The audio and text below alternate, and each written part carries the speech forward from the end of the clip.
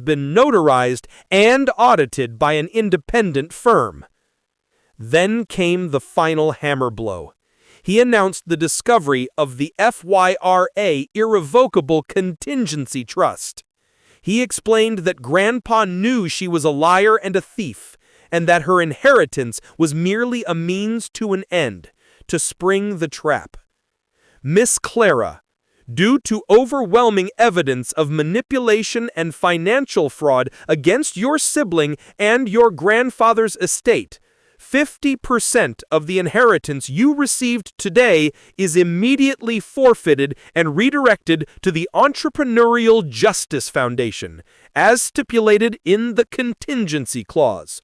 Furthermore, your sibling, my name, has been granted full access to the separate private FYRA trust worth $6 million. Clara collapsed into her chair. Her face was a picture of utter devastation. The perfect world she had built on lies had vanished in an instant. She was exposed, publicly shamed, and had lost a massive chunk of her ill-gotten gains. Not with sympathy, but with horror and shame.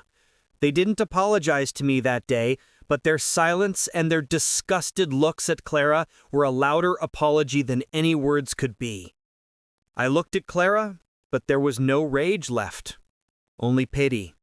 She wasn't winning anymore. She was just a lonely, exposed bully. I walked out of the meeting without looking back. I was rich, not just in money, but in vindication and closure.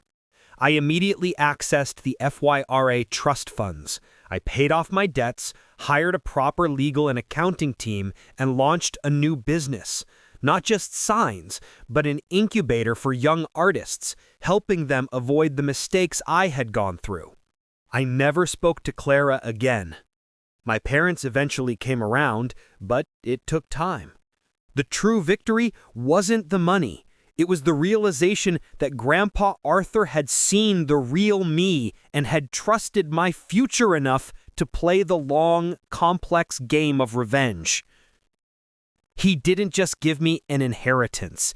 He gave me the justice and the confidence I needed to rebuild my life, proving to the world and to myself that I was never the failure my sister tried so hard to make me. I was simply the one who finally won.